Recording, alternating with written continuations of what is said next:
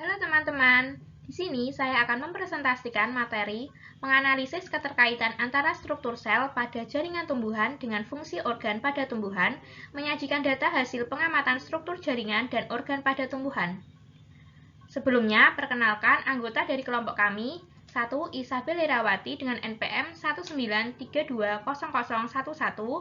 Dwi Cahyaningsih Toharoh 193200018, dan saya sendiri, Nabila Nursyafina 193200017. Kami dari Prodi Pendidikan Biologi Universitas PGRI Semarang.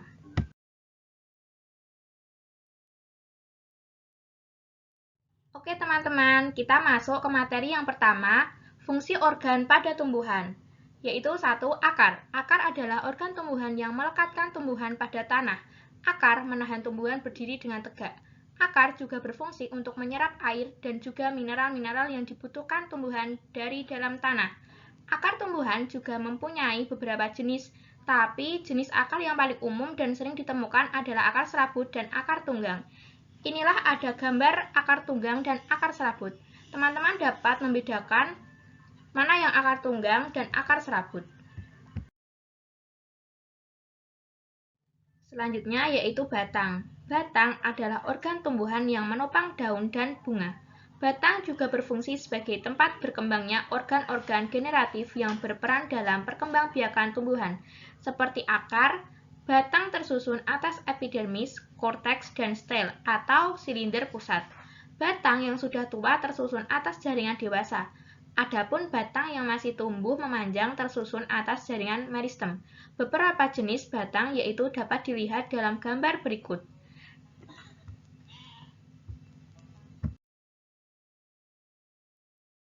Nah, selanjutnya yaitu daun. Biasanya daun berwarna hijau karena mengandung klorofil.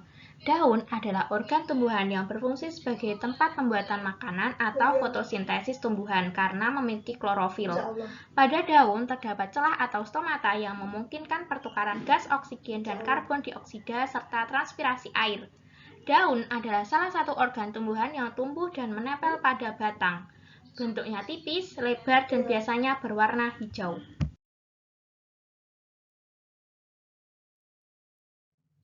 Berikutnya yaitu bunga. Bunga adalah organ perkembangbiakan tumbuhan yang terbentuk dari tunas. Bunga memiliki alat reproduksi jantan berupa benang sari dan alat reproduksi betina berupa kepala putik. Bunga tersusun dari jaringan parenkim, mesofil, dan juga jaringan epidermis. Adapun kepala sari dari alat kelamin jantan tersusun atas lapisan dinding yang berlapis-lapis.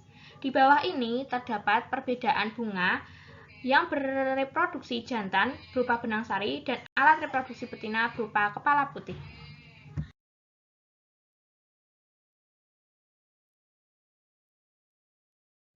Selanjutnya yaitu biji. Biji adalah organ perkembangbiakan bagi tumbuhan. Dapat dikatakan bahwa biji adalah embrio dari tumbuhan. Biji yang matang akan membentuk tunas. Tunas tersebut akan bertumbuh dan berkembang menjadi tanaman muda.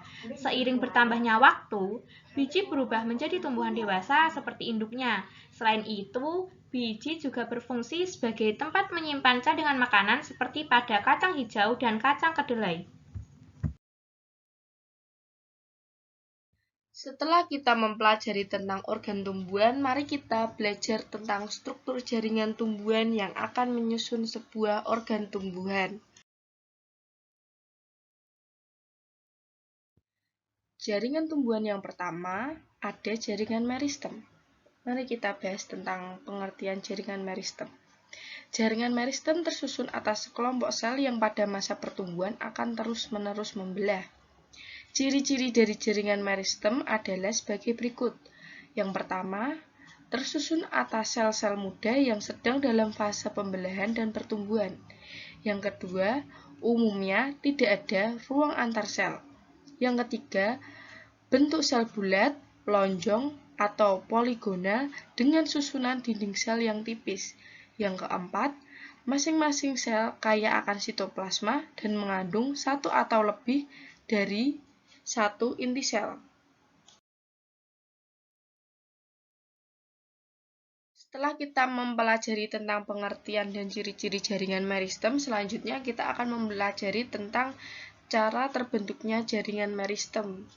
Berdasarkan cara terbentuknya, jaringan meristem dibedakan menjadi 3, yaitu yang pertama ada promeristem. Promeristem telah ada ketika tumbuhan masih dalam masa embrio. Yang kedua ada meristem primer. Meristem primer merupakan jaringan yang aktif membelah. Meristem primer terdapat pada ujung batang, ujung akar, dan kuncup tumbuhan dewasa yang menyebabkan pertambahan panjang pada tumbuhan. Yang terakhir ini ada meristem sekunder. Meristem sekunder terbentuk dari jaringan meristem primer yang menyebabkan pertambahan besar tubuh tumbuhan.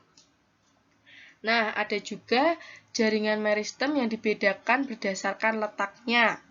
Berdasarkan letaknya, jaringan meristem dibedakan menjadi 3, yaitu meristem apikal, meristem lateral, meristem interkalar. Meristem apikal terdapat di ujung akar dan ujung batang tumbuhan, sehingga menghasilkan pertambahan tinggi dan panjang tumbuhan, atau sering disebut dengan pertumbuhan primer. Lalu, meristem lateral berada sejajar dengan lingkaran ditemukannya organ sehingga menghasilkan pertumbuhan sekunder. Yang ketiga, ada meristem interkalar. Terdapat di antara ruas-ruas batang yang menghasilkan pertambahan panjang pada ruas-ruas batang. Nah, selain jaringan meristem, ada pula jaringan permanen pada tumbuhan nih teman-teman. Mari kita bahas tentang apa itu jaringan permanen. Jaringan permanen berasal dari jaringan meristem, baik jaringan meristem primer ataupun jaringan meristem sekunder. Jaringan tersebut akan terdiferensiasi menjadi jaringan permanen. Jaringan tersebut di sini itu yang dimaksud adalah jaringan meristem. Nantinya jaringan permanen tidak akan tumbuh dan memperbanyak diri lagi. Berdasarkan fungsinya, jaringan permanen dapat dibedakan menjadi beberapa macam, yaitu ada jaringan epidermis, jaringan parenkim, jaringan penyokong seperti kolenkim dan sklerenkim, ada juga jaringan pengangkut yang sering kita ketahui itu silem dan floem, serta ada juga jaringan gabus.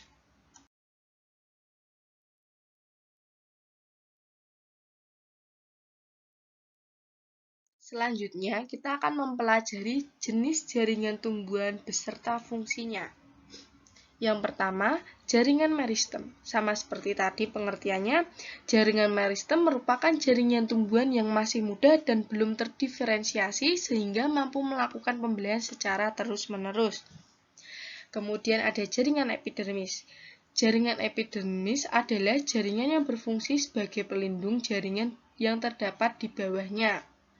Karena itu, jaringan epidermis berada pada permukaan atas dan permukaan bawah daun. Ada juga jaringan pengangkut. Jaringan pengangkut berfungsi untuk mengangkut hasil makanan dan zat-zat sejenis ke seluruh tubuh tanaman.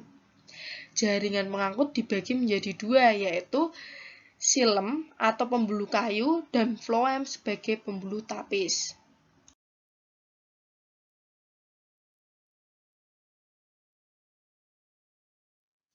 Nah, jenis jaringan tumbuhan itu ada 5. Tadi kita sudah membahas 3, yaitu tentang jaringan meristem, jaringan epidermis, dan jaringan pengangkut. Selanjutnya, jenis jaringan tumbuhan lainnya yang akan kita pelajari adalah jaringan penyokong dan jaringan parenkim. Yuk kita bahas satu persatu. Yang pertama ini ada jaringan penyokong. Jaringan penyokong dibagi menjadi 2. Yang pertama ada jaringan kolenkim. Fungsi dari jaringan kolenkim adalah sebagai penopang bagi organ-organ muda. Kemudian ada jaringan sklerenkim. Jaringan sklerenkim merupakan jaringan penyokong yang terdapat pada bagian tumbuhan yang sudah dewasa atau tua. Jaringan sklerenkim memiliki 2 bentuk, yaitu fiber dan skleroid. Kemudian, kita akan mempelajari jaringan parenkim. Jaringan parenkim ditemukan di akar, batang, daun, silem, dan floem. Sel-sel dalam jaringan parenkim berperan dalam proses fotosintesis, sekresi, respirasi, hingga menyimpan cadangan makanan serta air. Pada tumbuhan air, jaringan parenkim ini mengalami modifikasi menjadi jaringan aerenkim. Jaringan aerenkim ini memiliki rongga-rongga udara antar sel-selnya. Selanjutnya, keterkaitan struktur jaringan dengan organ tumbuhan. Langsung saja kita simak ya.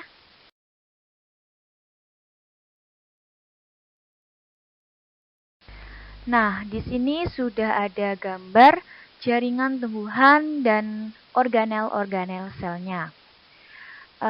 Keterkaitannya adalah antara struktur sel tumbuhan dengan fungsi organ tumbuhan, yaitu struktur sel akan menunjang fungsi organ tumbuhan. Perlu diingat urutannya, yaitu sel menjadi jaringan, jaringan menjadi organ. Sel menyusun jaringan, jaringan menyusun organ.